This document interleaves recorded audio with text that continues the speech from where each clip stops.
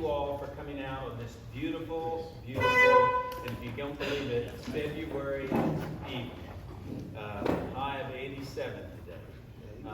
I have friends who live in Connecticut who let me know that it got up to 17 in their hometown up there while they're staying in Connecticut. So first of all, I want you to know we try not to make this too formal. I'm Preston Friedley. I am a volunteer. I get paid nothing for the job. I appreciate my commissioners asking me to serve as chairman, but we are all on an equal level. I just will facilitate the meeting. I also will try to get us out of here early, because I know several of you have been to a couple of our meetings. I am so pleased to know that Chris Smith is here, a city councilman. Also Vince Maggio. Raise your hand, Vince, in case you don't know Vince. And he's just been instrumental in giving us the help of Vicki Whitman, and I appreciate all that. I also want to say, and I know Richard Gray, the Assistant City Attorney, is here tonight. If we have legal questions or something comes up, but we've been really blessed to have great staff support from the city.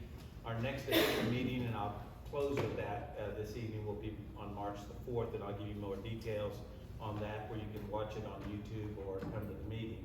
But what I'd like to do first is just start with a prayer and the Pledge of Allegiance, and then we'll conduct the meeting from there. So if I could ask, David, you want to do the allegiance? You can't do the prayer. I've already got Reverend Jeter. Oh, you can't. Listen. That's He's it. in bed. We'll stand. We'll ask Reverend Lee Jeter if he'll start us in a word of prayer. Let us pray. Our most heavenly and grateful Father, we thank you for the day, Father God. We thank you for the beauty of the day and the many blessings that you bestowed upon us. Father God, we just pray that you give us wisdom and discernment in everything that we do. And everything that we do, Father God, we hope that it represents your people and that it brings glory to you and not to us. And Father God, we just thank you for this opportunity to be citizen servants. And we give you all the credit and all the glory for anything that we accomplish in this life. And we ask you for all the blessings that we receive. In the name of our Father, the Son, and the Holy Spirit, we ask. Amen. Amen. And David, if you'll lead us in the Pledge of Allegiance. I pledge allegiance to the flag of the United States of America and to the republic for which it stands, one nation, under God, indivisible, with liberty and justice for all. All right. What I'd like to do, if I can start with Shane Cheatham. Shane, if you would stand up and just tell us a little bit. Dave, you want to say something? No, I wanted to, just 2 words. I wanted to say thank you to the folks that have come to all 3 meetings. Some ladies are here tonight. I want to give a shout out to you. If that's not support for community, I don't know what it is, and I appreciate you showing up for all 3 meetings. Chris Smith, I want to give a big shout out to you. You've made all 3 town halls, and I know you're busy, sir, and I appreciate your time and being here. Thank you. Thank you, Dave. So, Shane, you'll stand up. Let us know that you're not a government employee. Tell us what you do, and then maybe who appointed you to the commission. My name is Shane Cheatham. Appointed by Mayor Tommy Chandler to be on the Charter Commission. Glad to be on the commission. And I own a small business here in Bossier City through 18 Real Estate. And we were able to use this building tonight because of my connections at the school board. They let us, I've served on the Bossier Parish School Board for 6.5 years. And glad to be here. Thank you. I'm Lee A. Jeter Sr. I was appointed by Mayor Chandler. I run a nonprofit in the community, and so, among other things. So we're just going to give you the cliff notes first.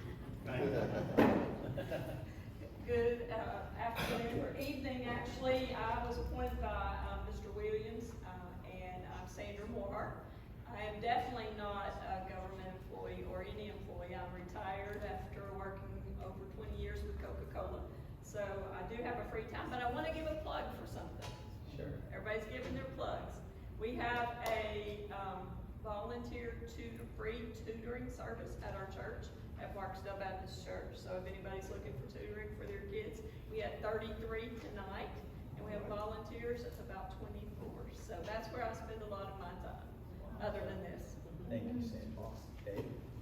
David Johnson, I live in South South Bossier, representing District 1, nominated by Brian Hammonds, your councilman for District 1. I just want to thank you for being here and the opportunity, and just let you know that we are here to listen to you, because that's what we're here.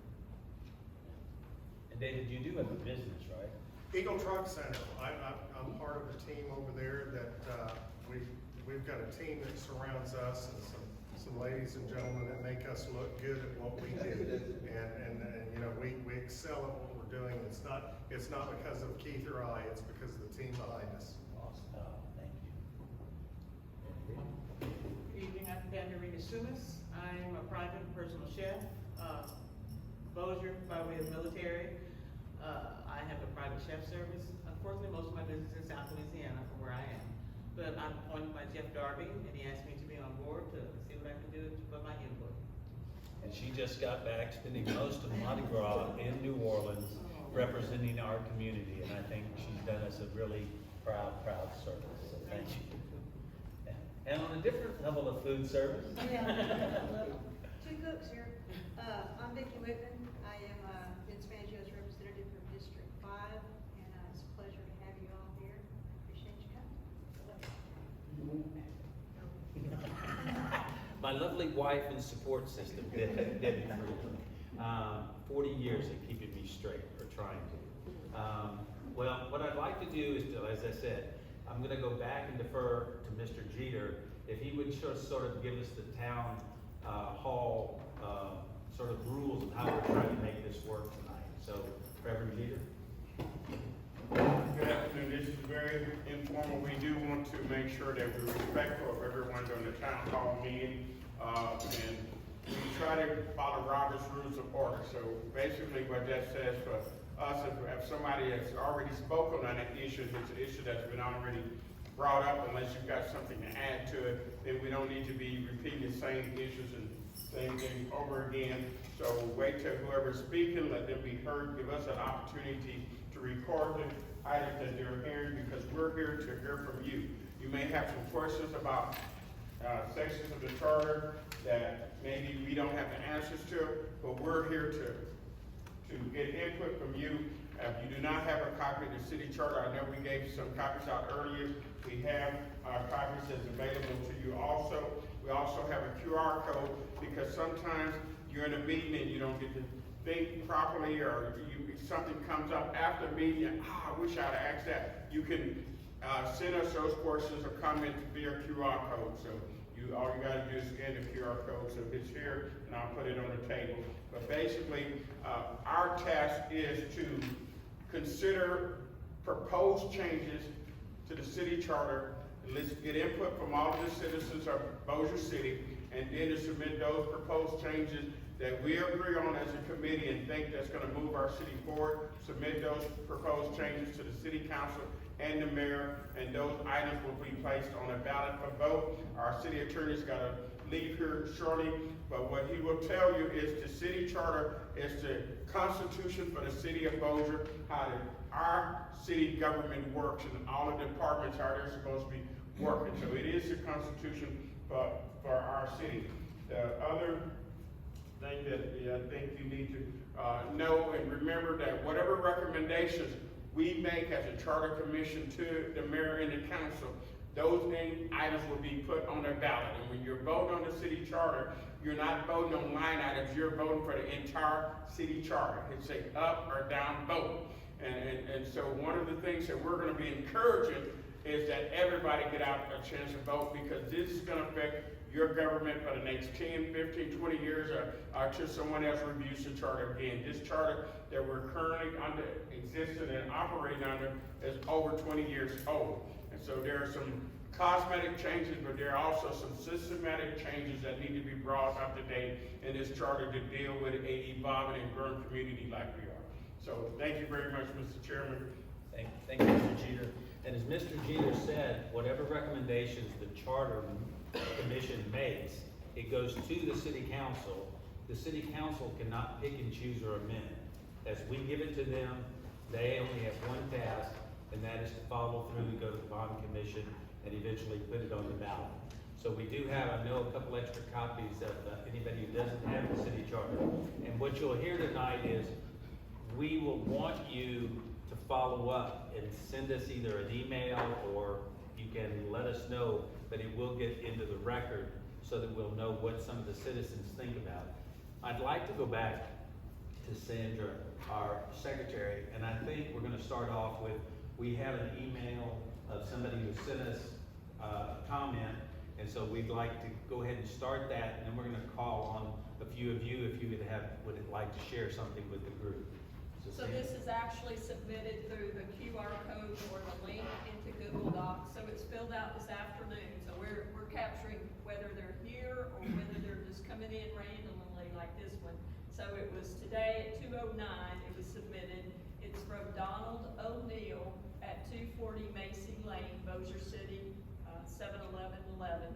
He's with District 4, Mr. Freed, and he says, I support term limits for the mayor and city council members.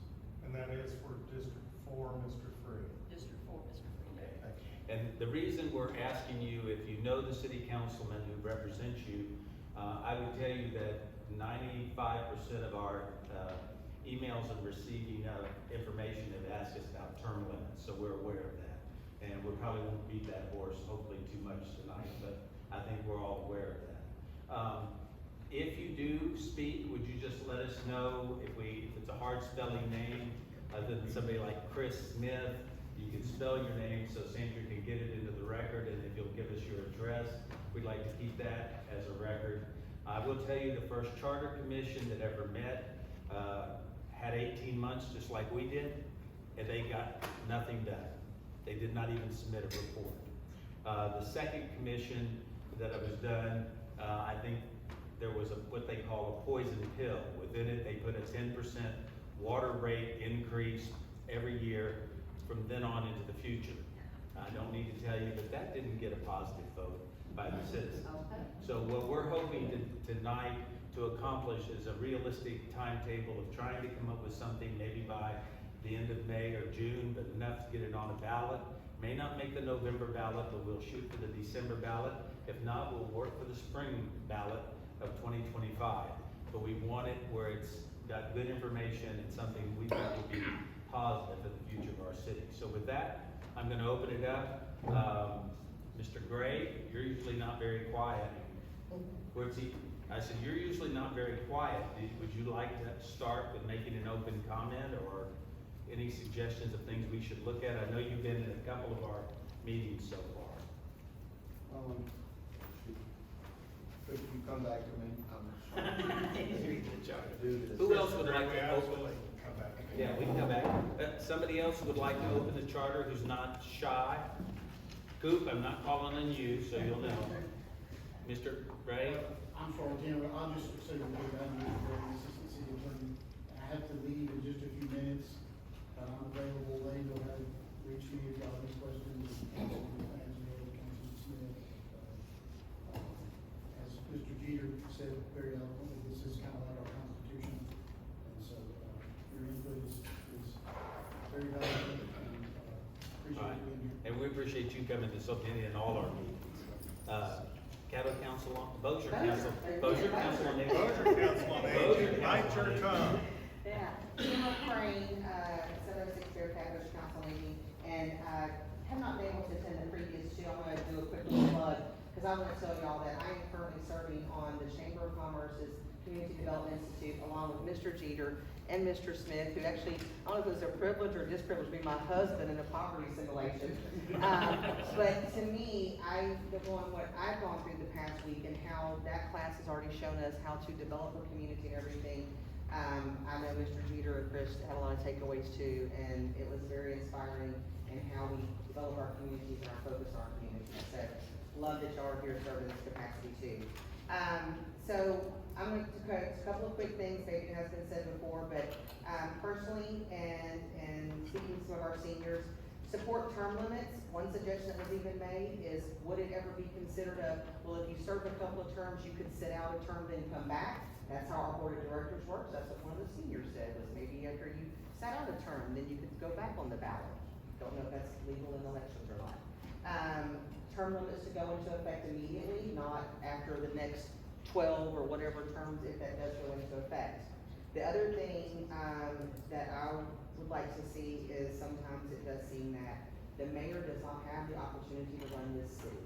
The mayor has a budget that's approved by city council, that is actually put together by a very capable and competent team that has been put together, and then lots of times it comes to city council and get that authority to run that city, our city, effectively within the budget constraints he was given, is taken away from him or her, whoever it may be. Like you said, this is gonna be a charter for many years. But, I don't know if it's in the charter, if it's come from other things that have happened after the charter, but when our mayor cannot effectively hire and fire and do certain things in the departments, it is very, to me, self-appreciating and to our city, not just a person that authority. Absolutely. So would you spell your name for me, please? TAMARACRANE. All right? Don't be shy, you don't even have to stand up. She brought up a good question, and I'm glad that Richard's still here. One of the things that I've kind of have been torn with is when we talk about the term limits, is if we implement them all at once, and we take all of our single, just say we're dealing with the city council, for instance, we take everybody off the council, and we have no one up there that has any knowledge or anything, what are we left with then? Not only that, if we, you thought about rotating the terms out, how in the world is that going to work? Then also, just to say we rotate the terms out, we have somebody that's doing a 3-year term, and if something happens, they pass away or whatever, and then you have to, what's gonna happen? Or the rest of the council gonna appoint somebody to that, or hold a special election? Is that gonna be for just a remaining amount of time? There's a lot of factors there that I think everybody, and I'm not saying against term limits or for term limits. What I'm saying is there's a lot of thought process that really needs to put into this, before we just overnight implement everything and make a mass decision for, our city government. And is this meeting only, as far as the considering charter, is it only for term limits, or can I speak on something else? Everything, anything dealing with the Okay, so 21 chapters one of the of charter. the other things I would like to speak on is, like I say, my name's Robert Berry. I'm in Vince Maggio's district, and of course, Ms. Whitman's district. The biggest thing that I see right now, we as a community, and I've got a lot of knowledge of this and doing some walking campaigns for several people. This last campaign was this November. We have a lot of elderly people within our community that, believe it or not, they're scared. Now, times have changed. We have Ring door cameras, that helps tremendously. They have a lot of fear and scare there. But the biggest problem we have is we as a community have got to back the city up somehow or another to start taking care of our first responders, our policemen, our firefighters. We're losing them every single day. We'll get them trained and off they go. They go to another area. We get paramedics trained, they go to the hospital, they go to work for them, or they go into the medical field. And, somehow or another, and I know no one wants to ever think about trying to do budgets and come up with that to come up with a way to increase their pay. But, we've got to do something to keep these people here, because we've got a beautiful city here, and we need to continue taking care of the people here. And like I say, the sheriff's got an excellent program as far as, the Operation Blessing, trying to reach out to the elderly people. The Bossier Council on Aging does an excellent job, but we've got to start backing up our first responders and our city workers also, because we've got some tremendous city workers up there that do an excellent job. I go in once a month to the water department, and let me tell you, those people in there are just the most courteous and nice. You go in there, you enter the front, you pass the marshal's office.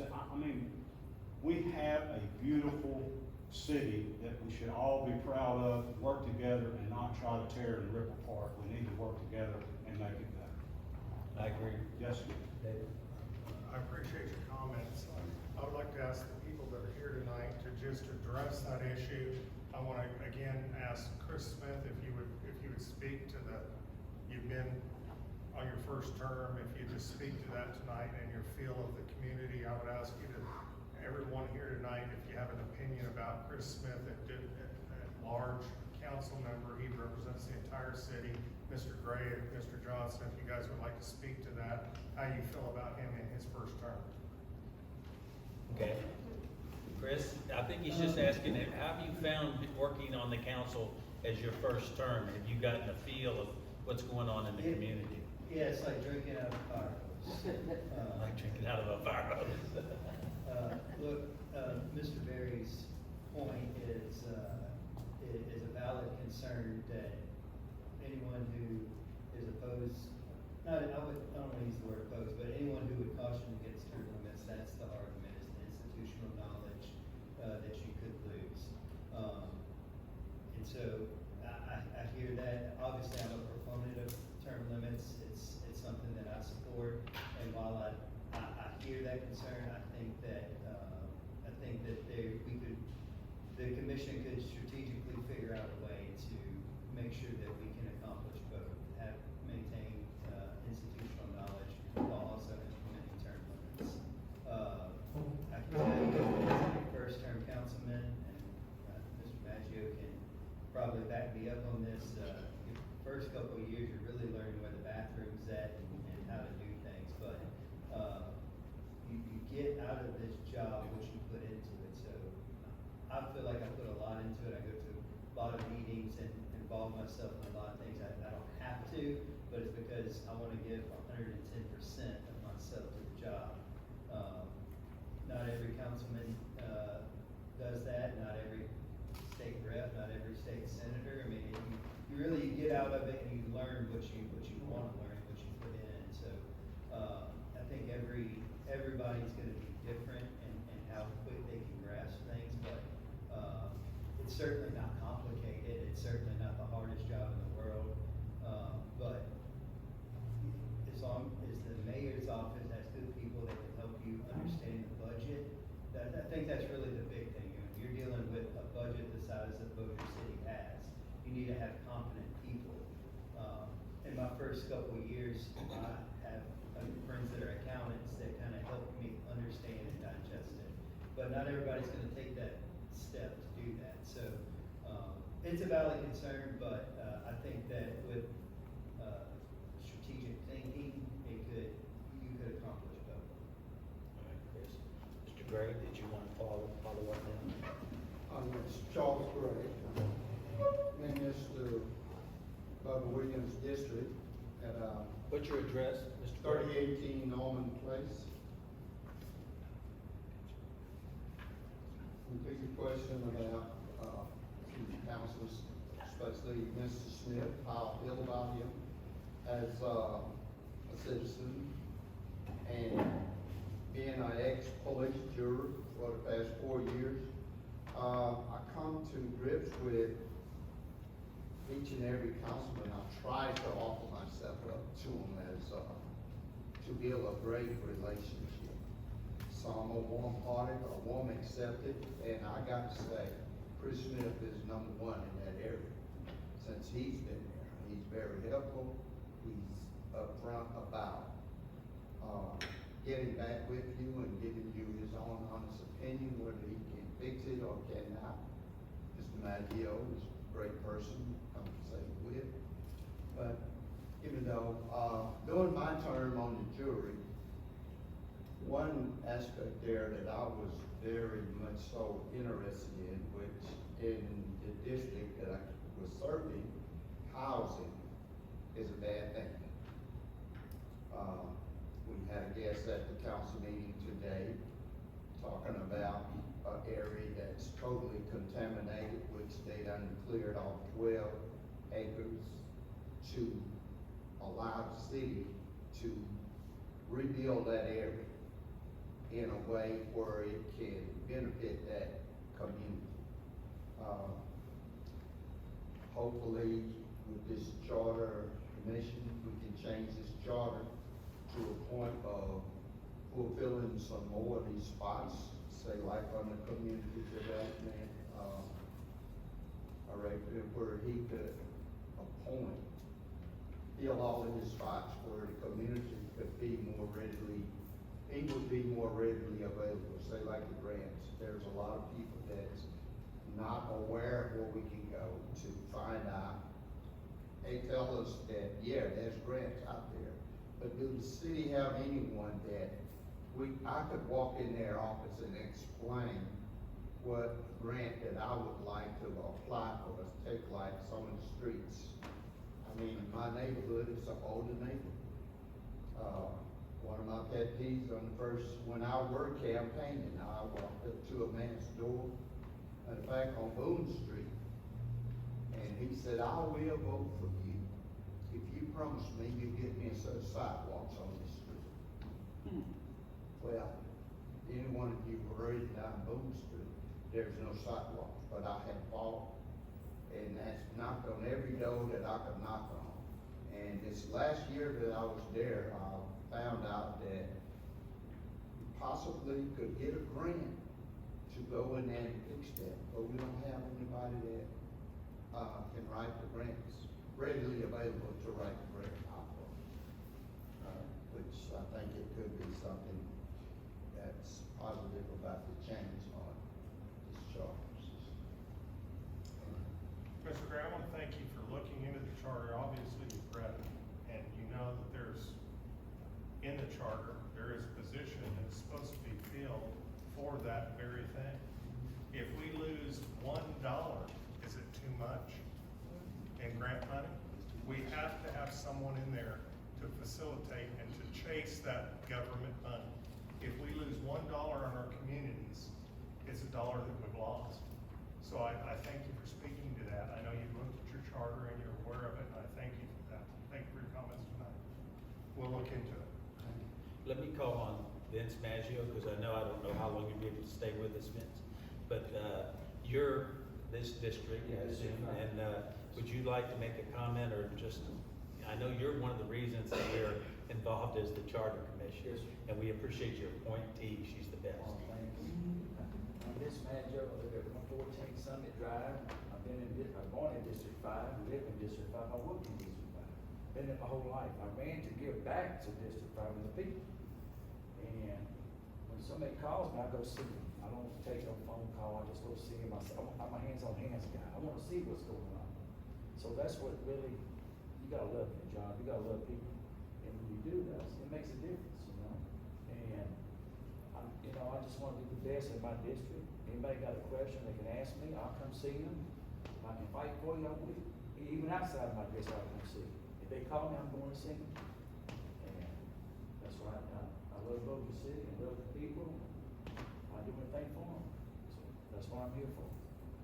Vince, we appreciate you coming tonight, because I know you have a busy schedule and a nice business. But thank you very much for coming and sharing with us. And anybody, when we adjourn, I promise we won't be here very long. He'll stick around if he's here, and he'll answer any questions. Yeah, I'll be back. All right? Yes, ma'am? Okay, I wanna. Tell us who you are. I'm sorry, Ruthie Fisher, I'm at, 2404 Broadway Drive. I wanna piggyback on what Mr. Gray was saying, and talking about community development. One of the things that we talked about in the first meeting was the director, Mr. Brown, and, he's been, I think, you guys said he's been there for like 40 years, but no one sees him, no one knows, as Mr. Gray was saying, no one knows what's out there for the community. So for someone to be there for 40 years and have not did, let's say like a town hall meeting to tell the people of the community what they can qualify for and how they can upgrade their property by community development, then that's serving of this grace to the city of Bossier. The second thing,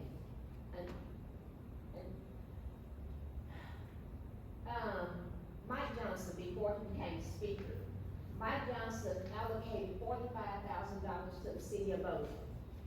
I personally asked Jeff Darden, I'm not sure if I asked Mr. Maggio, and then I asked I talked with, the mayor's secretary, where was this money being allocated to? Mike Johnson said he did not want it to go to give anybody a raise, but he wanted it to help the community. And like the man was saying that's behind Mr. Maggio, I live in an older neighborhood that has older people. So when Shreveport came out with the, doorbell cameras, that was about the same time that Mike Johnson allocated this money. And one of my statements is that this money can be used to help people or to help the community in areas where they can see what's going on around their property. To this day, in 2024, I haven't gotten an answer from Jeff Darby, or from the mayor, or from the mayor's secretary. Okay? Mr. Maggio? Oh, yes, you did talk to me about that. I called the mayor's office, they said they didn't have nothing like that. The money for grant doorbells and stuff, but you did. Well, it wasn't specifically for doorbells, it was to help the community, but it was not to give raises to the fire department, police department, or whatever. I will pull it up here shortly so you can see it, because it was some, Shreveport got money, Bossier, and I wanna say Natchitoches. But again, like I said, it was $45,000. Do you know what year that was? Cause that would help. I know if the city councilman could look it up. Do you know what year you think that occurred? I'll stop talking. I'll let you look that up. All right. Other comments? Other people in the audience would like to share a few words, a few thoughts with us? I just piggyback just briefly, Reverend because Johnson. I'm gonna have to step out as well. But I do wanna say, I'm Pastor Billy Johnson, pastor of the church, 1831 Scott Street, Bossier City, Louisiana, Red River, Missionary Baptist Church. And I highlight these points, so I'm not gonna spend much time in reference to some of the things Mr. Chris said. But the reality is, in community development, if anything, it's going the wrong direction. There's no sidewalks where my church is. My church sits in the middle of the community. When the bus comes to pick up the kids, it picks them up in the middle of the street. There's been instances where folks have put stuff in ditches in my neighborhood. That's not good. And I kind of want to switch to something else, because we talked about section 1002 through section 1007. All of these areas except for 1002, no one's there. No one's there, and that's the reason why development is nowhere. The word that I want to share with the board is innovative. We're not innovative. The wonderful young man talked about what happens when the terms run out. How are we gonna make sure people know what they're doing? Well, we gotta be innovative. We gotta get outside the box. We gotta think past last year. We gotta think past 50 years ago. One of the things that is really hurting us in Bossier City is our power to connect with the next generation. They don't come to the meetings because they don't care. Why they don't care? Because they're not educated on why they care. Most of us here because we love Bossier City. We're proud to be Bossier City. But they're not. They're looking to go to Texas. They're looking to go to California because there's jobs there. We continue to try to, and not saying I'm against giving first responders. I love first responders. But I really believe we're not being innovative. If the development programs were more present and more powerful, then you wouldn't have to have more police. Because those folks who usually are running, trying to make a dime, doing the wrong things, now they're in a line of business making money. Now they got the trucking company. Now they working at 318. Now they're a pastor like Pastor Jeter. Because now they've been empowered to see something that's bigger than just the streets and what the streets have to offer. When you ride up and down Bossier City, you don't see glamour. Not where I live at. You see poverty. You see ghetto. You see, I gotta get out of here. So with those things being said, so what are we doing in the charter? What decisions are we making in the charter to try to help bridge that gap? And then for our elderly people, I said it last week, but I'll briefly mention it because this sweet lady's here.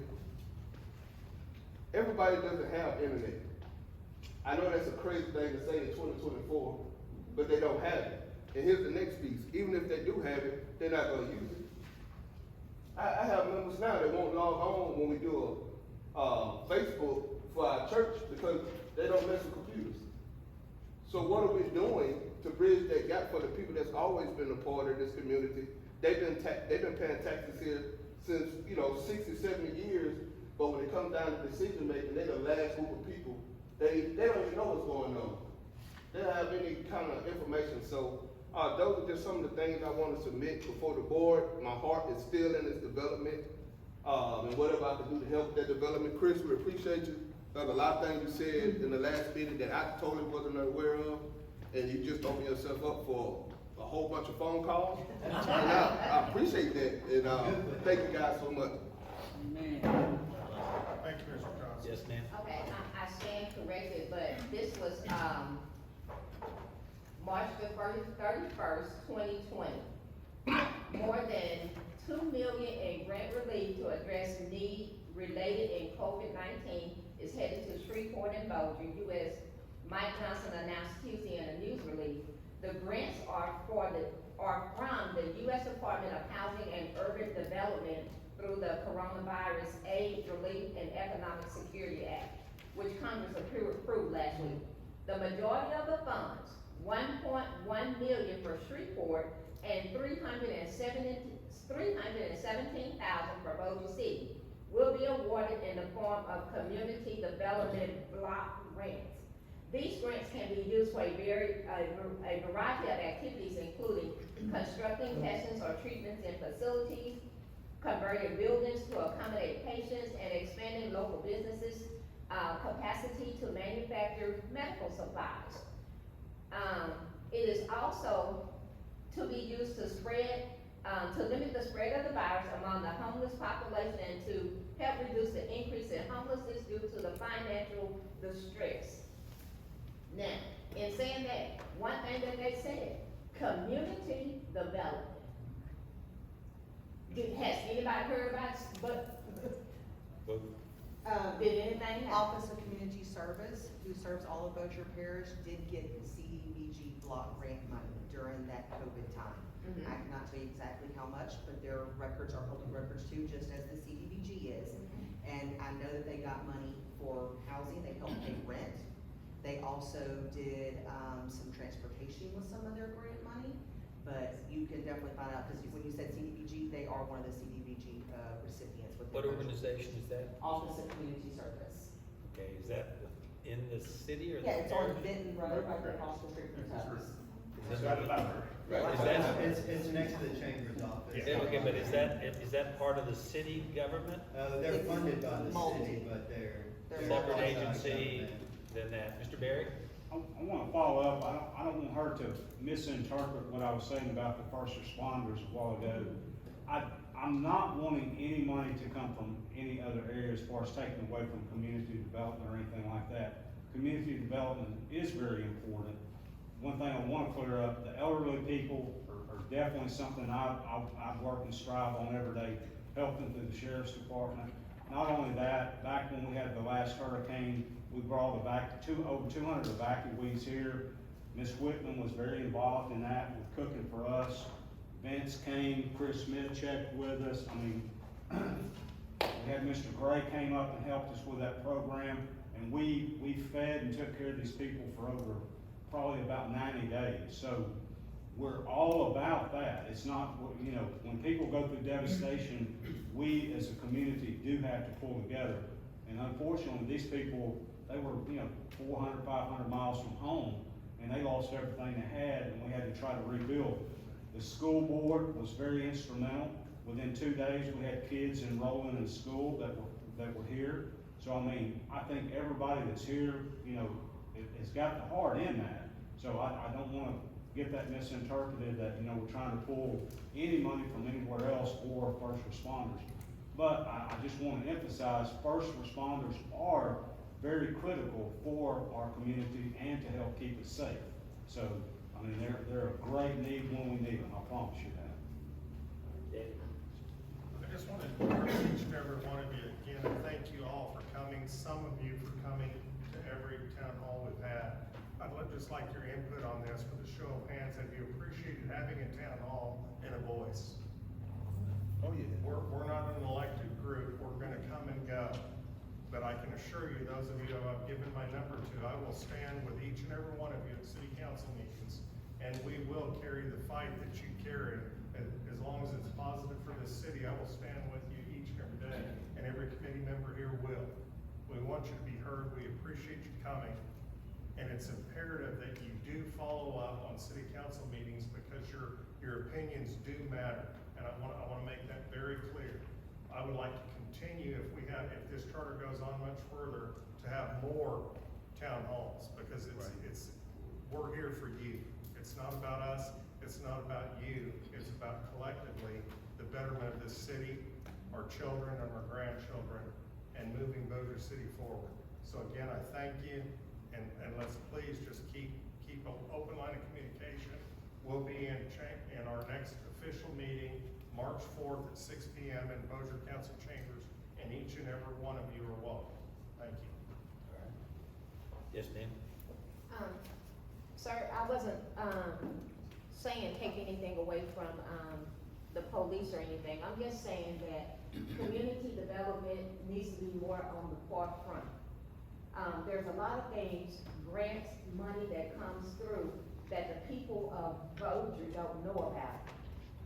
Yes, your organization may know about it because it helps the older, and then, but not just your organization, there's other people in the city that needs to have that information.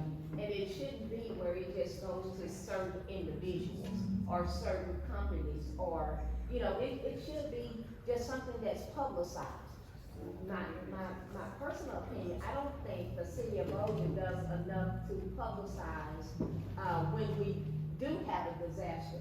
I personally called Mr. Maggio and, Mr. Darby, and was asking, and I think I stated it in the last meeting, and was asking when we had the heat wave, what are you doing for the people in Bossier? Because we're not hearing from you. Yes, we did not have electricity for a long time, but, there were still people that could go to their cars and plug up their phone. Now Shreveport got on and their mayor was like, well, you can go here, cooling station, we have water, we have this. And the answer that I got is that I talked with the pastor of Stonewall, and there's a cooling center there. Stonewall is not the only church in this community. And there was one down, I think Viking Drive, the substation. All I'm basically saying that information should have been a little bit broader than what it was, because it was too narrow. Right. I think sometimes we see competition instead of cooperation between the two city governments, where one is wanting to sort of show what they're doing for their citizens, and they forget that if they would just reach out to the other mayor, they could do it together and share that information with the general public. Therefore, the TV station does have it run over, talk to this mayor, and then have to run over, talk to this mayor. It's helpful if they do that. One of the things that, and I'm probably gonna steal a little thunder from Chris Smith, but is that he's been on a mission to talk about transparency in government. And I told him, I enjoy watching the city council meetings, but what I think sometimes the city council, and this is not to be taken as critical, but I think sometimes they know the information, but we don't know the information. Absolutely. So you see an agenda item and it comes up, and I can pull one off any of the last two agendas, and it says, spend section 12, 1343, $64,000 for X, Y, and Z. Do we have any comments from the council? And no one says anything. Then they say, do you have anything in the audience? Well, if I'm an audience member, I don't even know what you're talking about. And if somebody should get up and say, if it's the CAO, if it's the city attorney, I don't care who it is, should get up and say, okay, this is the $64,000 that we talked about to go to the sidewalks on Scott Street. Now, if there's any questions about that, let us know. But I don't see that level of simple communications coming out on every agenda item. It's more of like, I heard a couple city council meetings talking even today, let's get this thing wrapped up within an hour. Well, we need to know what you're deciding on. One issue that came up in one of our other town hall meetings was, I believe there was a $300,000 landscape improvements to be spent on the carriageway. And it turned out that that was a councilman's concept of a monument.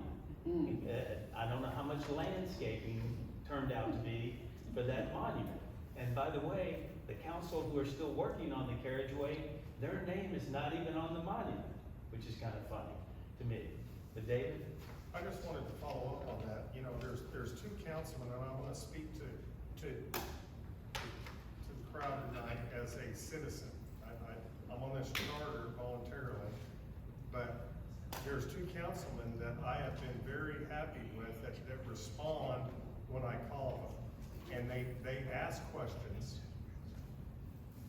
not too much success, but there are two councilmen on there that respond and they ask questions.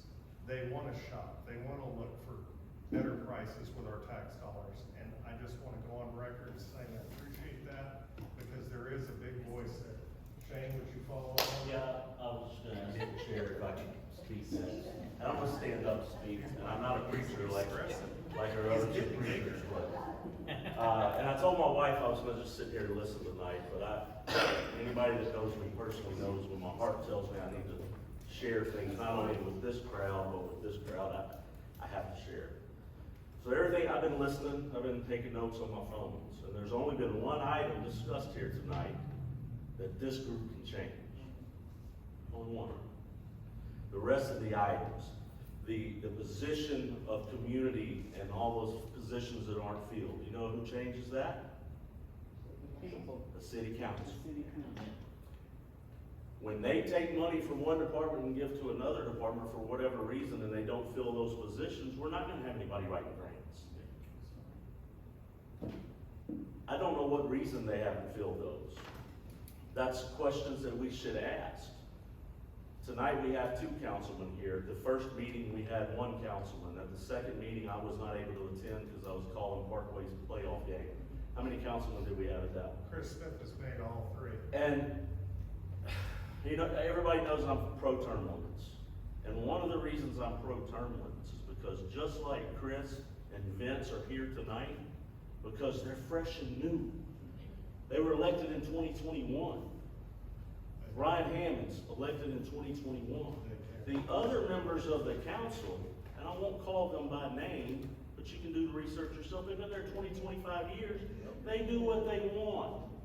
They looked across from me and said, I got 4 votes to do everything I want to do. And that's what they told our mayor. They didn't say we do what the people want us to do, the people of our city. They've been running our city for so long their way, taking care of things the way they want to take care of, eliminating grant positions, community positions, not paying. We have the same amount of police officers today that we had in 1996. Has the population changed in that? Absolutely, it's grown. More businesses, more rooftops, more houses. And look, it's gonna sound like I'm picking on those councilmen, and if the shoe fits where, I'm picking on them, I guess. That's right. But what I'm also saying is 3,000 people signed a petition that said, we want term limits. Only 8,000 people voted in the last election. The chair of this committee tonight said that 95% of the emails and responses we have gotten were about term limits. Am I misspeaking there? Is that what you said? No, that's correct. It's very clear to me, and y'all, trust me, I could talk for 2 hours, and y'all don't want to sit here and listen to me talk for 2 hours. It's very clear for me why this committee was put together. And I know between commissioners, there's some debate there, but the only reason we're here tonight, we were in South Bossier last week, and we were in Hooter Park the week before that, is because the people, 3,000 citizens in Bossier said, we want term limits. And they put it together, and the city decided to fight for a technicality, no date of birth. That voter ID number, which gives a date of birth, but apples and oranges, any lawyers can debate that and come up with that thing. But ultimately, the people of Bossier City want term limits. And I believe that's what we are all here for, whether we're here for, that's the only reason we're here. If you go back and watch every city council meeting along the way, Chris Smith tried to put a charter commission together the month after he got elected. Guess what? They didn't want one then. Why didn't they want one then? Because they didn't have 3,000 people saying term limits. 3,000 people said term limits. They said, we better get a charter commission to try to pass term limits the way we want them, and not the way the people want them. And I know it sounds like I'm preaching, and I am preaching tonight. I'm preaching on both sides of this. You're getting amen. I'm on both sides of this. All I want us to do is give the people of Bossier City an opportunity to vote on term limits. I believe everything y'all talked about tonight is valid. And if I was sitting up there as a councilman or as the CAO, as the mayor had wanted that time, I'd be fighting for those things with you. But I'm not, and I'm okay with that. I'd rather call a Parkway girls basketball game. That's a lot more fun than doing what Mr. Maggio and Chris have to do every day. But there comes a time with term limits. When are term limits? Why are term limits important? I agree with what Mr. Berry said. There could be a lack of knowledge when, let's say term limits go on the November ballot, which I believe they will, if we can vote on it March 4th. I'm gonna send an agenda item to our secretary, and I'm gonna make a motion that we vote to put term limits to the voters for November. I might not have the votes to do that, I might. I want us to put it to the voters. Might not happen. But the reason those are so important, because after you've done something for 20 to 25 years and you walk around with a big stick and you got the power, and you no longer have to listen to the people. Because you don't have to show up to these meetings. If you're David Montgomery, Bowdon Williams, Jeff Darby, and Jeff Free, yep, called them out, sorry, video. They don't have to show up because in their mind, they're smarter than us or better than us even. They don't want to come here and let us go after them about why we don't have a community development person getting us grant money. We miss a lot of grant dollars, I can tell you that. In all of my research, we miss a crap ton. Change my choice of words there. But folks, that's why are term limits important? Because maybe, I'm going to say this, maybe 25 years ago when those gentlemen stepped in those seats, they were taking phone calls. They were listening to everybody in here, wanting to do right. 20 years later, I know how to do it better than you. We're going to do it my way. Oh, we got the same amount of police officers. Let's give Manchaca 30% records. I could go on with ideas, and I know y'all don't want to hear that. But I want you to hear the passion I have for this city. Shane Cheatham is not going to run for city council. Okay? So my term limit thing has nothing to do with me running for it. I ran for it. I'd be the 16-year incumbent. And then the mayor asked me to be the CAO, and I thought I could help the city of Bossier that way. Turns out it wasn't that way. I believe it was God's plan, and I'm good with it. Shane, can I ask you a question? Let me keep going, then you can ask me a question. Because I'm good with it. What I'm not good with, the whole reason I ran for city council was my daughter said, Dad, when I graduate from Ruston, I'm not coming back to Bossier. Heartbreaking. The whole reason I ran for the school board before that was I didn't like the way our schools were being ran in South Bossier. So I can sit at home and about it, or I can get up and do something about it. I asked Tommy Chandler to put me on this charter commission because I believe there's one item that needs to go to the voters of Bossier City, and it's term limits. And it's not because I don't like this person, this person, this person, or this person. I disagree with them often. I disagree when two of them sat across from me and the mayor and the assistant city attorney and the city attorney and said, we can't bring businesses to Bossier. Mr. Cheatham, how are you going to, Mr. Businessman actually is what I was called, Mr. Businessman, how are you going to bring businesses to Bossier?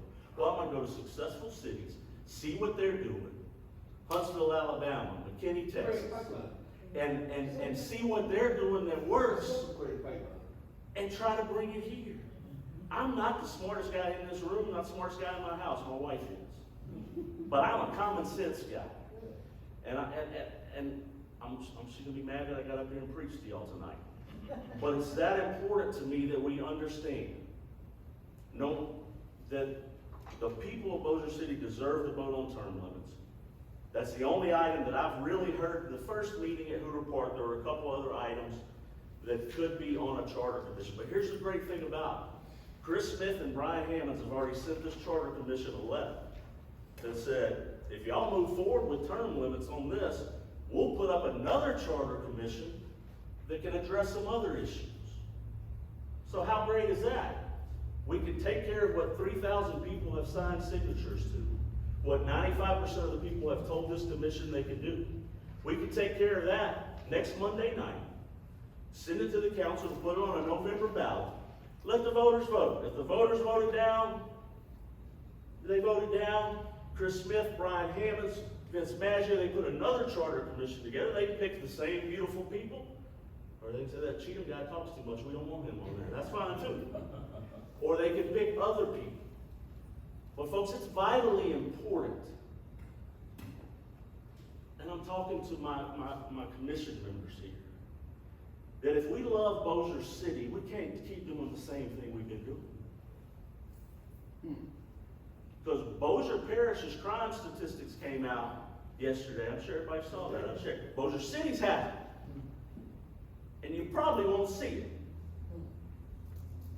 We've got to make our community safe. We've got to have community town hall meetings like this where every council member comes because he's excited about helping the people in his community or her community. But when you've been there 20, 25 years, it's no different than owning a business. 20 years in, Preston, you were probably like, I don't want to go to that extra meeting. I'm not going to go to the UPS function in Las Vegas because I've done that 20 years. Fresh blood. The Bossier, where we sit today, Bossier Parish School Board has term limits, 12 years. You know, 80%, when they put that to a vote back in 2012, 80% of the people voted for it. The people want term limits, and it's not because, well, so-and-so's a bad person or so-and-so is a bad person. It's because fresh ideas need to take place and need to happen. And so, Monday, March 4th is our next meeting. I will be making a motion that this commission move forward with one item. The only item that was sent to us by a council member or a mayor. The only item that was sent, and they were supposed to send stuff, and I've heard ask Richard Ray if he had anything from the council yet. He said no. I do have some now. Okay. But again, and Richard said that the city was working on getting some other ideas together too. But that second charter commission can take care of that. We can take care of what 3,000 people have told us that they want, and what 95% of the people that have come to these meetings and sent emails have said. But it's vital for the growth and the changing. Mr. Brown, the first time I met him, I thought to myself, he ain't got a whole lot of energy getting out there in the community. I'm not gonna pick on him as a person, as a man, I don't know him. But we need to pick and choose people that are going to work hard for our community.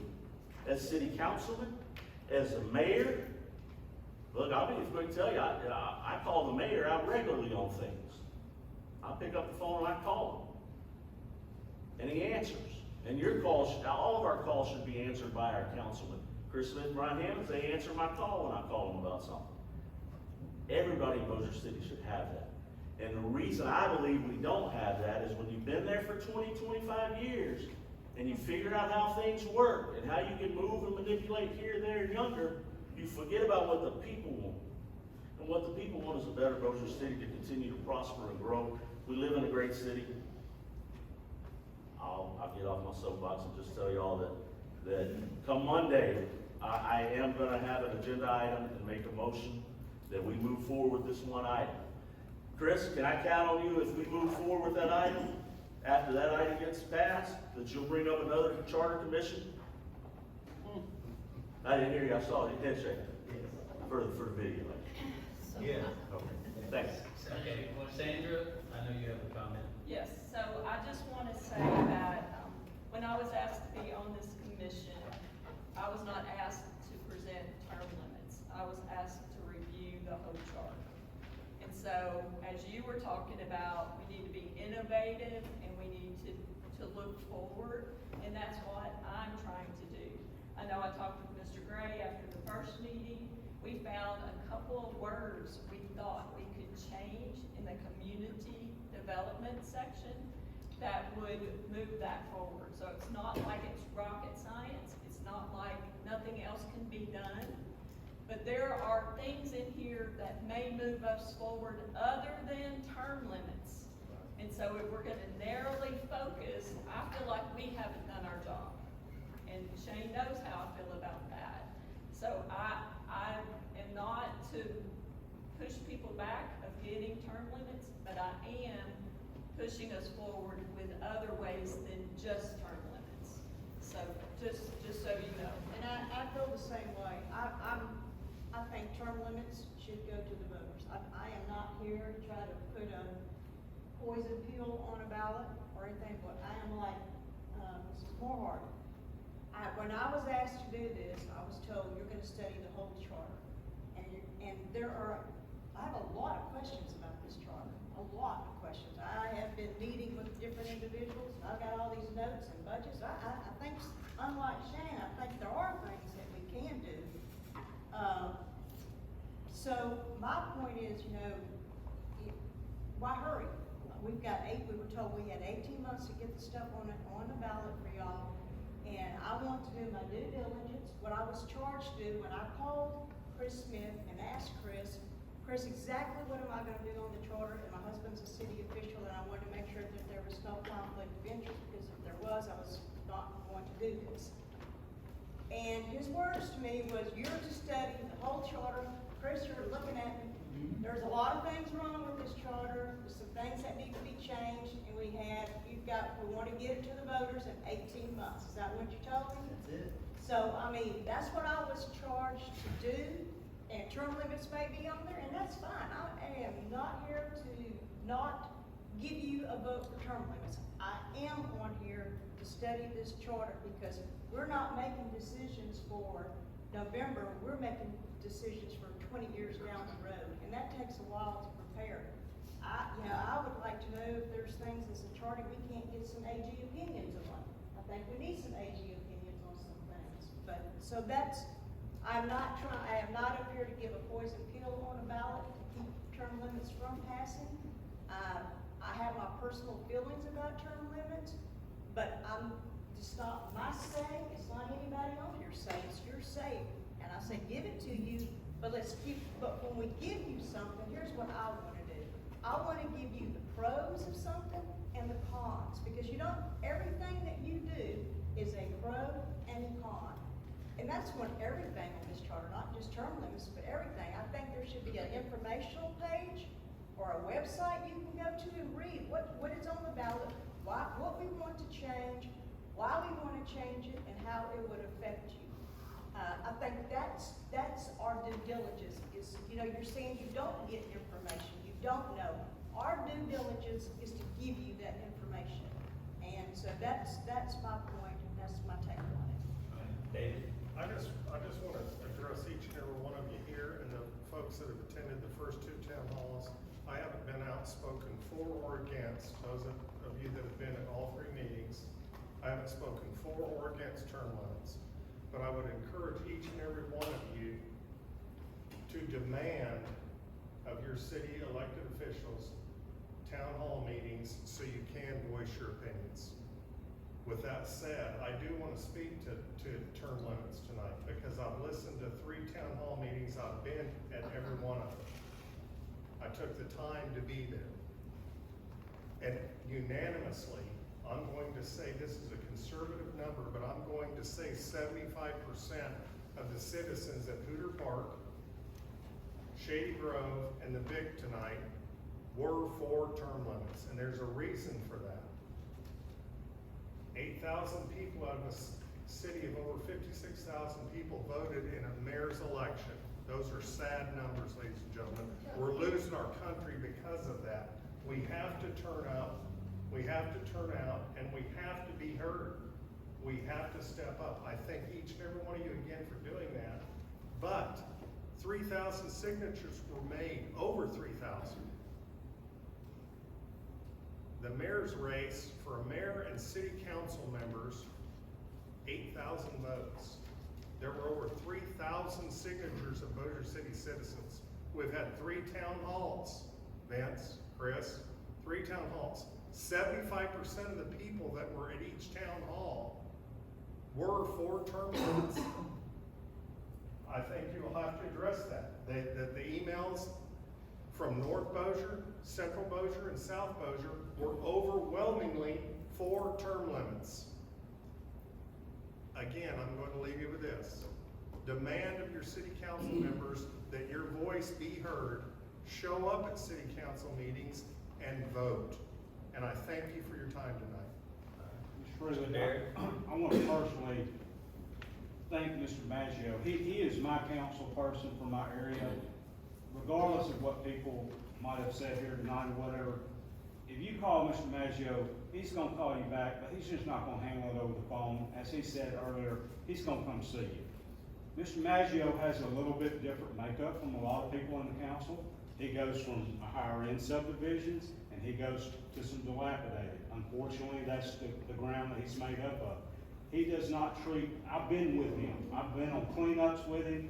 I've been on feeding with him. He does not treat any of the people any differently from any of those subdivisions. He is a dedicated servant of this area because he was born and raised here.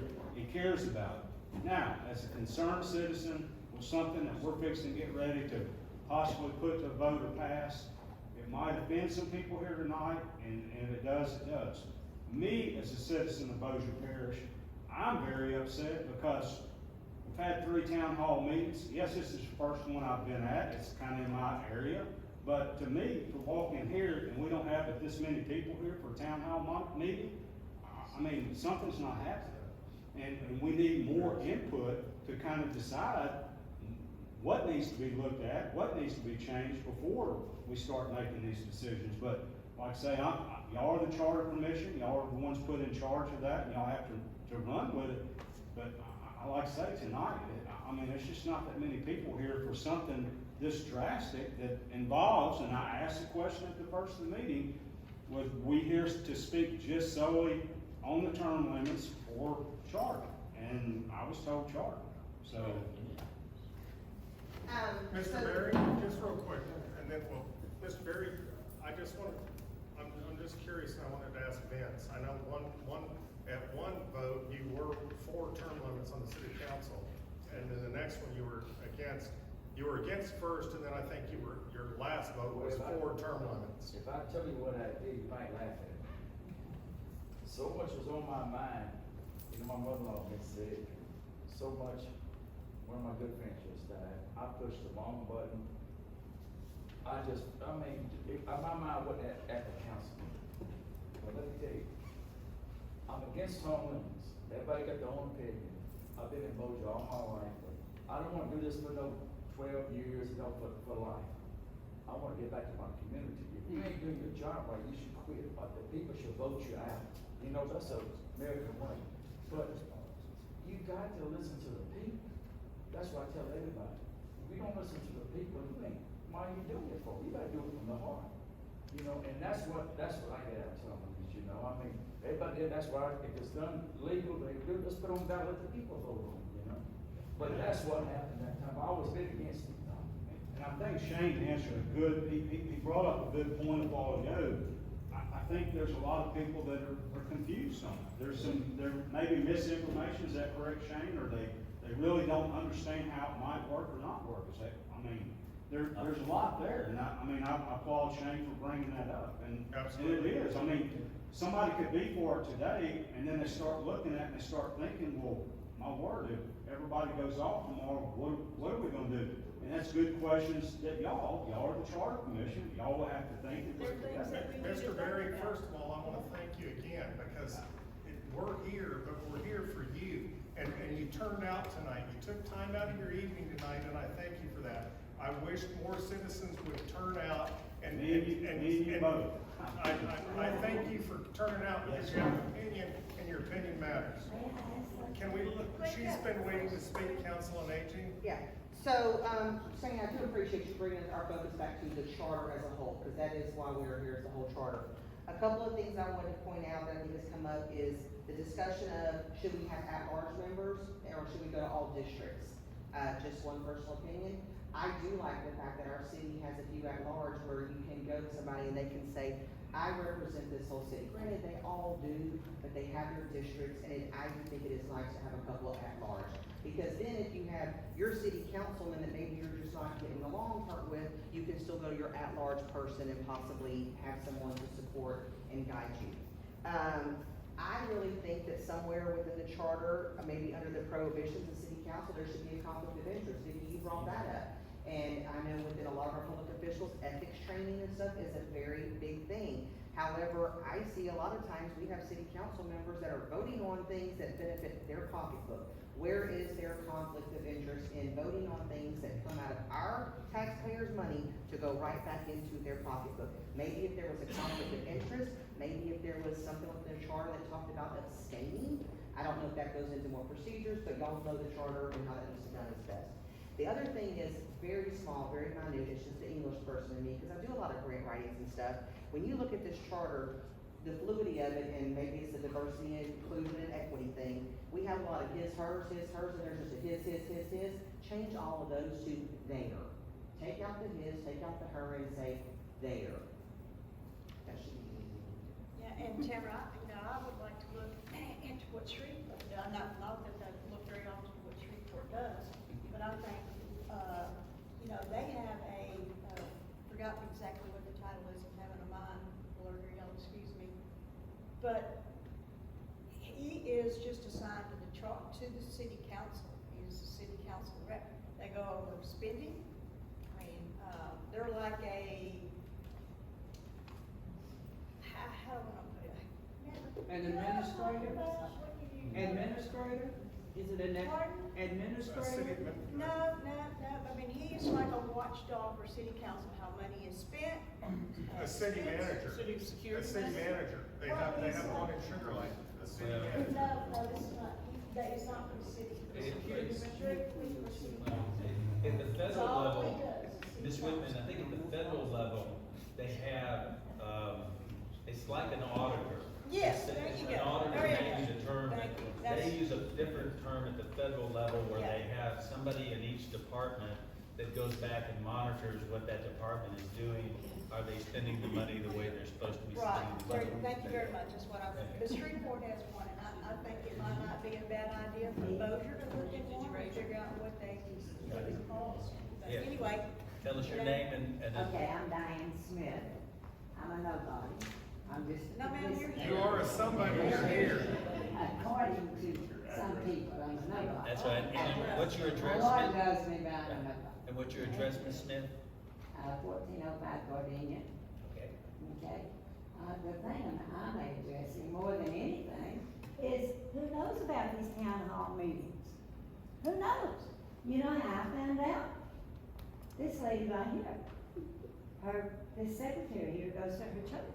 I don't know if that's how she found out, but word of mouth. We don't know. Okay, so it's on TV, maybe on some station we don't know about. Maybe you have a webpage, but who of us know to go? We don't know. So how do you publicize the town hall meetings Well, to we get had, people we here?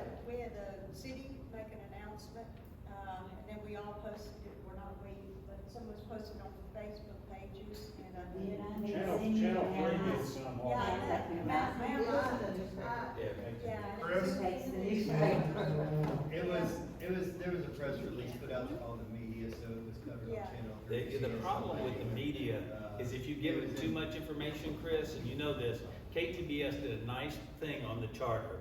And Ms. Berry, I know you saw it, but at the end of the meeting, they said, and they're having town hall meetings, but if you want more information, come to our website so you can read more in detail about it. So they don't want to give you the information, they want you to come to their website to look it up. Yeah. So that gets buried in a lot It of. was in the newspaper, And it was on the internet. it's hard, I mean, It we is, do, I agree. It's very, we very do hard to do that. our meetings are done, we televise them, on Zoom and stuff, but, if you don't watch that stuff, you don't know, but I mean, how do you let this many people know? Yeah, it was on YouTube, but that's, Yeah. you can't get it on the regular TV, you can try. Ms. Berry, I wanted to reach out to you. In your subdivision, if South Bossier has really come together with Solo Live, you've heard of that, and Friends of South Bossier, Friends of Southgate, Friends of Golden Meadows, Friends of this. Wherever your subdivision's at, if you need help doing it, I think we'd be glad to get up there and help set up another Friends of Green Acres Place or Friends of Central Bossier, whatever you want. If you'll reach out to us, we'll help you do that on social media so you can set up a platform and put information out there to your community in your specific area. Those are things you can do. If you're interested in that, we'd be glad to help you with, after the meeting, if you'll get with us, we'd be glad to help you set up, any of you in your subdivisions, a social media page, because let's face it, we're all there. My granddaughter has to show me these things, but we can get the people that you need to help you set that up. Absolutely. Well, we really need more information. Ms. Smith, I'm sorry. Yeah, and if you spread the Ms. word. Berry had a Yeah, question. I know, like I said, it wasn't for her, I wouldn't be here. Yeah, and I mean, we I try. have time for the social Yeah. media, not that I'm a busy person, but I have a device. We're gonna help you. All right, yes, ma'am? No, I'm not really too busy to look, but I don't social media. Tracy Smith, I live at 1902 Scott Street, District 2. And I know that Jeff Darby appointed you to be on the Charter Commission. Yes. So I was just trying to see, did he say anybody in his district had any concerns? I haven't talked to Jeff in a while. I don't wanna piggyback and ditto, but basically when he did ask me, I said, what do you need me to do? He asked me to go over the charter. He never discussed anything about term limits. This is the first I've heard of it from the first meeting, and I'm not putting out a poison pill, cause I'm still balancing out like everybody else. Mine, as right now, I'm still looking over the charter. I'm still looking over, there's certain words I've highlighted that could or could not be changed. Looking at a long-term of possible changes that would affect certain community development. So that's what he's asked me to do thus far. I'm learning tonight that I may need to go to him to find out some more things so that I will be better informed to find out how I can represent the charter as well as him as well. I don't know if that's the best answer, but that is my honest answer. Well, yeah, because he said that nobody in his district had any concerns, and, I mean, I have receipts in my phone, Okay. where I've been in contact with him about different things in my area, in my neighborhood. May I ask Like, your name he again? does get back in touch with me, but, you know, Tracy Smith, T-R-A-C-E-Y. I mean, he should know me because For that, he does know, like I said, he did ask me to go over the charter, and that's what he asked me being on the review, and I told him, I said, and I have flipped through it, I've highlighted certain words, I know that things that need to be changed. As far as, like I said, tonight, this is the most I've heard about the term limits, I'm neither yay or nay, there's up and down, there's agreement, disagreement, I don't know, but I will, like I said, I will have to talk to him.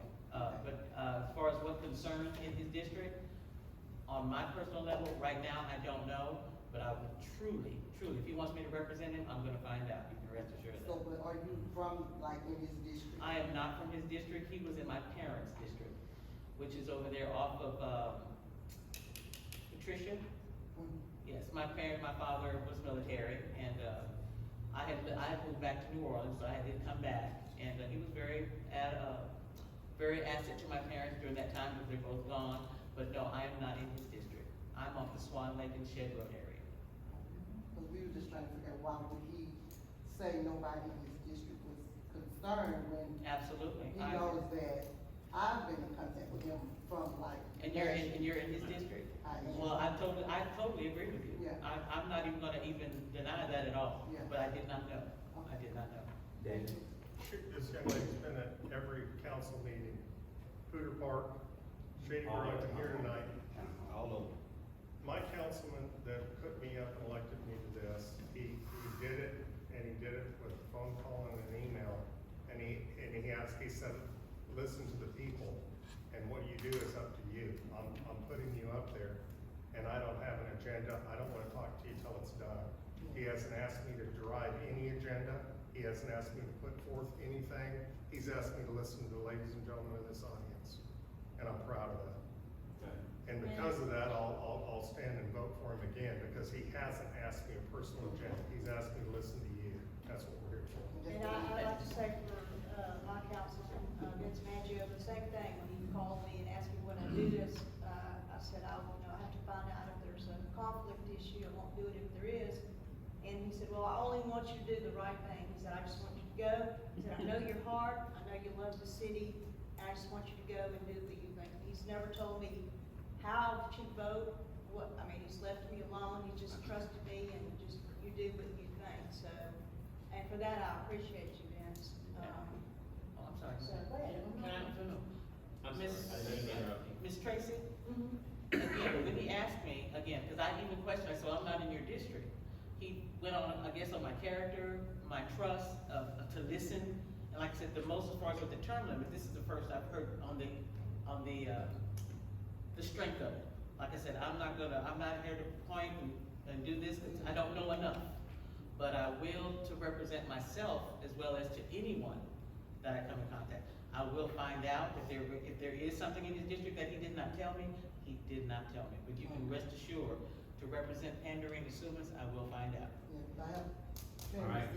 Okay, y'all are gonna laugh at me, but, David Crockett, Colonel Crockett, I'm gonna let you speak. No, I don't need to speak. I'm starting my 3-minute. No, I don't want to speak, I just want to ask the crowd one question.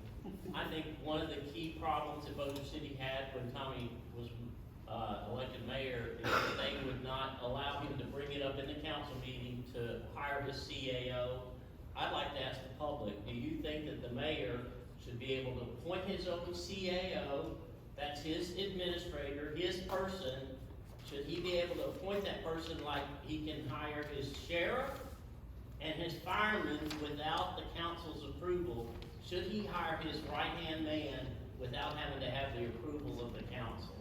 But please know that the city council currently is trying to take that power away from our mayor, of being able to hire and fire our police and, Right. They have taken it, they're not trying, they've already But taken it. I've already spoken to the fact that I think the mayor, he or she, whoever, should have the authority based on a budget that's approved by city council. And again, if the mayor's putting this fire chief in place, that fire chief should have that authority to keep going down the line. Our city's becoming defunct and breaking apart by having to take everything back to a meeting back and But let's forth. go back to this. Should he be able to hire his right-hand man without having the council's approval? Yes. Also, yes, the budget. yes. Well, yeah, I think. I'd Go just ahead. like to follow up on that. So if we're gonna review this, we've got to review every department and every organizational structure within that department to see, does it work for today and 10 years down the road? That can't be done by March 4th. It just can't be. So if we really wanna take this serious and we wanna do a really good job, we'll take the time to set the organizational structure, I'm gonna say, of Bossier City up for the future. Not for today, not how it was 10 years ago, or not how it used to be 20 years ago, but how do we need to set it up for the future? So if we're gonna do that, and I feel like we should do it, because community development, if it's not 75, and I will have that for all of the committee members, I will log every comment by category, and we'll be able to either support the 75, 95, or whatever, but I will tell you, I've been at all three. Community development is also up there, very, very high. Right. So that is one, and so if we're gonna listen to y'all, we need to see that, and we So need to Mr. work Freeman, to do it. Mr. Barry. To clarify once again, because Ms. Moorhart just brought up, I think is very key. This is for the complete charter, is that correct? Yes, There is a lot of stuff that needs to be looked at. This lady wants some changes, I think Mr. Crockett's looking at some changes. There's a lot that's gotta be looked at. I mean, and if we're gonna do it, let's do it. And we need let's to do it look the at correct way. it as far as being a devil's advocate, you know? I mean, Yes, sir. And also, I'm sorry, I'm gonna step in.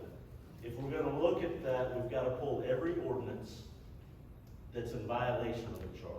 And then we've gotta hire a lawyer with our budget. What's our budget, Chair? 0. Okay. We've gotta hire a lawyer to see which one of those ordinances, for instance, the ordinance that says if Tommy Chandler is gonna hire a yard mowing person, it's gotta be approved through the council.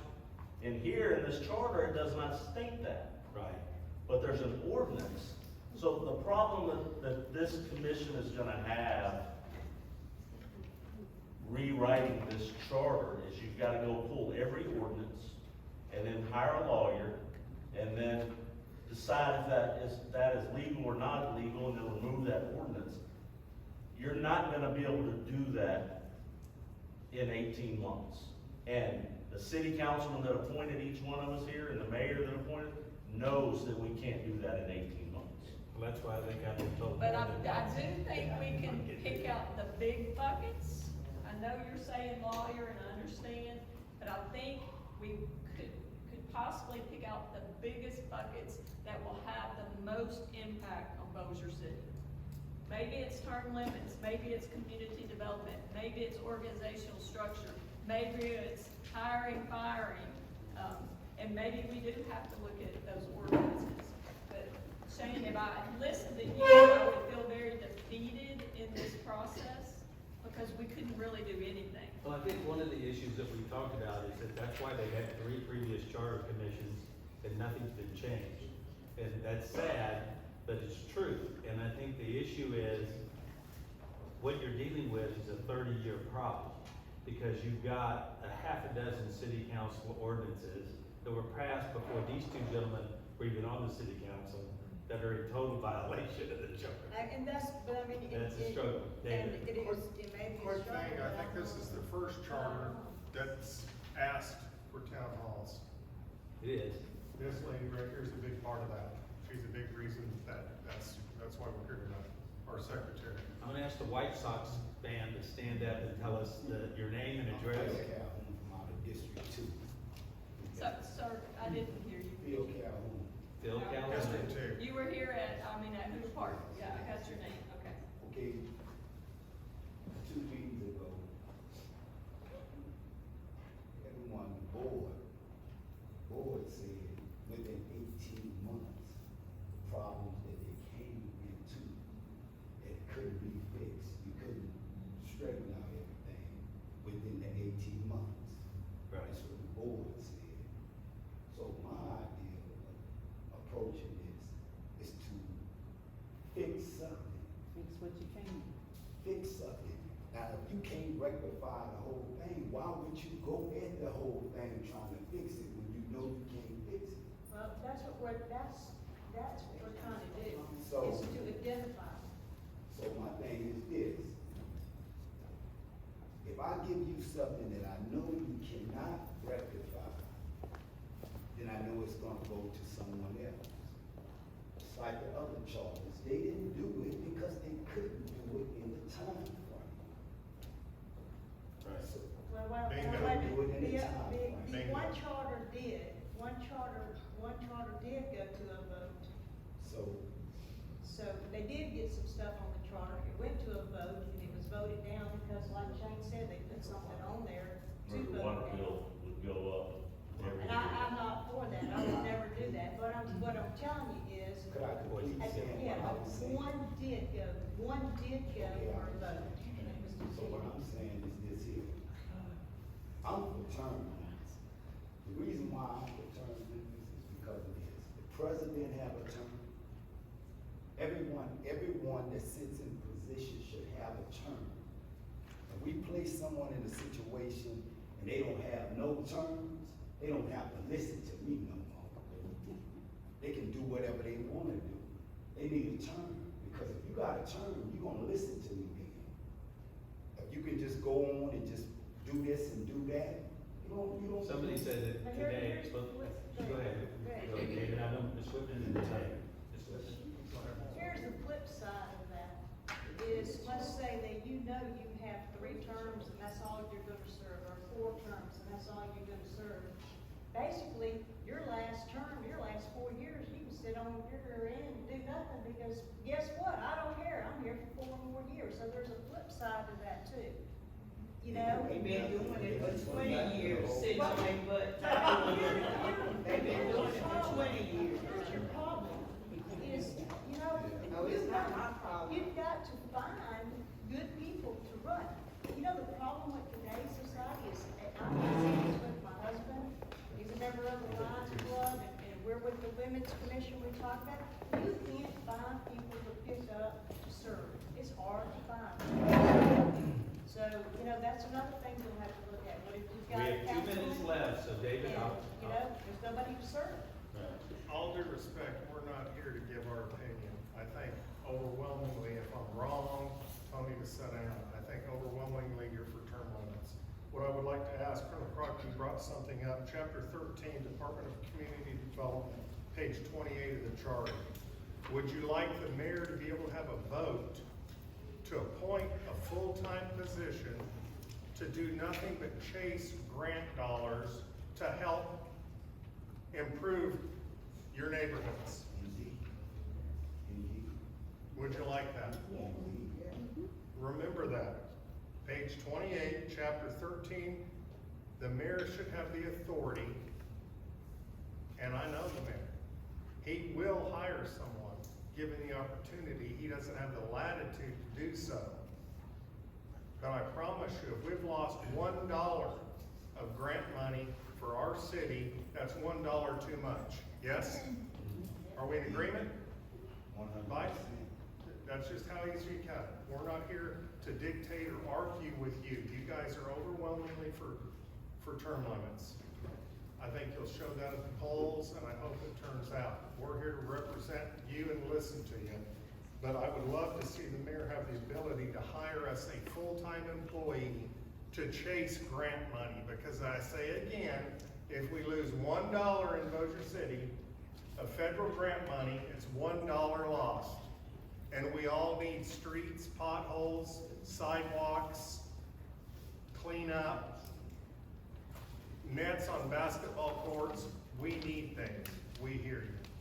So I just want to say one more time on the broadness of how we're looking at it. So if we look at the community development, we look at one thing, have we been innovative and really revamped that community development area? So my focus is not one thing, although I think that's a good thing, not one thing, but can it be more encompassing? Can it be a rework of this community development? And what Mr. Gray and I talked about, where it says may designate a federal aid coordinator, can it be changed to Absolutely shall? designate. Shall. What page? That's the 28th, the same page.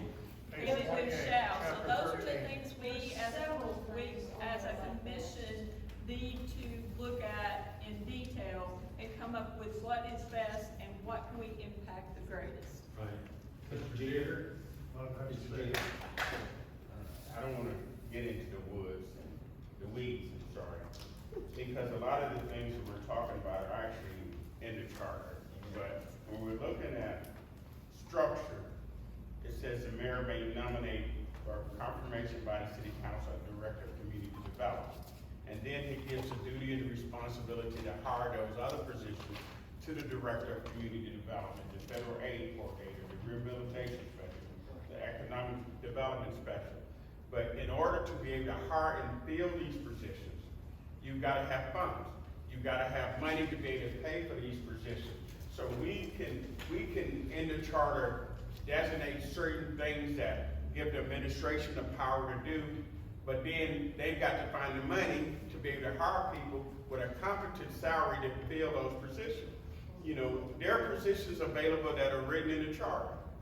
Those positions may or may not, I don't know why they're not filled, maybe because of funding and how we're using the money. And that's why it's important that when we elect our elected officials and we have a budget, that we're operating within the budget of the city. The positions are there, so let's not beat the positions up. They're not being filled. The questions we have to ask ourselves as citizens is, where is our tax dollars going? Why don't we have someone to fill these positions? Now, from someone that knows how this process works with HUD, the money that we get from HUD, we get money from HUD every year.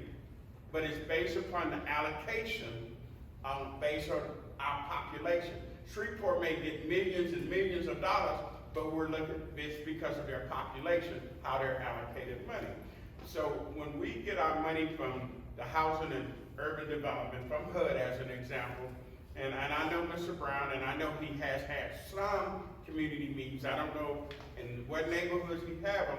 He normally will have some meetings to ask for community input on how those dollars should be allocated. Then it is up to us as citizens to make sure that we're going to those meetings to have our voices heard. We're not trying to fix everything from top to bottom. And I think there's some hard issues that we make. I think the mayor, in my personal opinion, the mayor should be able to hire his chief administrative officer without going through the city council. But that's my opinion, because he needs someone that he knows is gonna work with him to push an agenda forward to help all of the citizens of Bossier. But that's my opinion. We're gonna do the very best we can within the time frame that we have to make sure we make the systematic changes. In my opinion, I believe that we need to make sure our city grows and our charter represents all of the individuals and people. But we're not here to get into the details of how those department heads, I have people that work under me. If they're not doing their job and I hire them, then I can fire them. And that needs to be one of those things that our elected officials should be able to do in order that people are doing their job with the budget that we give them. How refreshing was And that? try to keep it where after. Yeah, I have one last thing, it'll be short. I just wanna leave y'all with something. Anybody here familiar with the Haynesville Shell? Round about what year did the Haynesville Shell really break off here in West Louisiana? Early 2007. 2007? What if I told you that the city of Bossier has not collected $1 of royalty money for our streets, our sidewalks, and the property that we own since that has happened? And right now, we have a Councilman Hammonds, who's been down in Baton Rouge trying to figure out how we can get that money. When in conversations, and I won't speak for Mr. Hammonds or Mr. Smith, but they said it was too much trouble to file all the paperwork to get that money. Are you kidding me? We got roads, sidewalks, and many other things that could be paid for by that money from our oil and gas money. And they didn't bother to do it. Stonewall. And none of us knew it until, I'm gonna say 4 months ago is when I first heard about it. And that was when Mr. Hammonds and Mr. Smith were doing some research on it. Now they've been down to Baton Rouge, but that gets me back to term limits and having people that are fresh and motivated to get money. Because our city needs money to get all the things that we want done. And whether it's grant money, or actually getting your oil and gas money for your miles and miles and miles of roads. I'm gonna give an example. I mean, at Golden Meadows, just that subdivision, I believe there was a $2 million check written last year for royalties, just for Golden Meadows. Wow. The man that owns that land. How much money do you think we've been missing out since 2008, y'all? Something to think about. Can I correct you? I was told by city councilman at a meeting that I attended, took off work. We don't shop. We're not concerned about $4. As a taxpaying citizen, I shop every time I can get. I don't say I go for the lowest. We talked about that the other night, sir, you and I did. But start asking those questions to your councilman. Reach out to your councilman and say, hey, we're gonna get that money from our oil and gas? That'll fix our sidewalk, that'll fix that caving in. If we start asking questions, and look, there's 2 of them here, and again, I thank y'all for being here tonight. But they work for y'all, they work for us. Well, Shane, what's really funny is I've come to the conclusion, having been a political scientist, that the only way you're gonna get people to turn out to vote is having a vote that says if you haven't voted in the last 2 elections, you're not gonna be allowed to vote again. And watch how many people come out to vote. Because it's sad that when we talk about decisions, you're right, 60,000 people in Bossier, 8,000 voted. How many people are in a congressional district? Anybody know? 700,000. Do you know how many voted in the last congressional district? About 30,000. So when you look at it, I don't know if you're like me, on the day the election comes along or the day before, I'm on the phone just to my family members. Hey, the election's tomorrow. Not telling you how to vote, election's tomorrow. I'll have to tell you, I did tell them to vote for Chris Smith. But most of them, I call the family members because people don't pay attention. They just don't. I don't know why, but if you told people you couldn't vote, you'd watch a sea of people come out. And when you get there, you say, raise your hand if you voted in the last election. The last election, how many of you voted? And you'd be surprised how many people would go, I've never voted. I mean, I have to encourage my children when they move to remember to go change their registration. But a lot of them don't. And I think that's the unfortunate thing. We are, I will close on a positive note. We are a representative government, which means that we as a small member of the charter, these may not be able to accomplish everything, but we have to represent the people that appointed us. Vince, I don't know how many people in your district, but if I put an ordinance out that said 50% or more registered voters had to vote before you could elect a city councilman, you may not have a city councilman. Because 50% of people in that district don't vote. So why do we let 8 to 10% of the people make all the decisions? And that's maybe an argument to be talked about for term limits. If you know, I like the idea of the 3-term limit concept because I know in Frisco, I did call, Frisco had 2 terms, they've expanded it to 3 because they had a nice, young, aggressive mayor who was doing a great job. And he was limited to 2 terms. So they went in and changed their charter to allow them to have 3 terms and said that would be enough for anybody. Who would want to do that job for more than 12 years is strange to me. But any other last comments? I hope it's positive, but we're listening and that's what we're supposed to be doing here. Ladies and gentlemen, I want to leave you with this. If you were listening tonight, I think you realize we're talking about someone that would chase grant money. We happen to have 2 individuals here tonight I would encourage you to talk to that would be fabulous, either one of them in that position, to chase dollars. I promise you, neither one of them would let 1 nickel go out of this city without question. I'm not putting them on the spot, but you have 2 people here that would be amazing.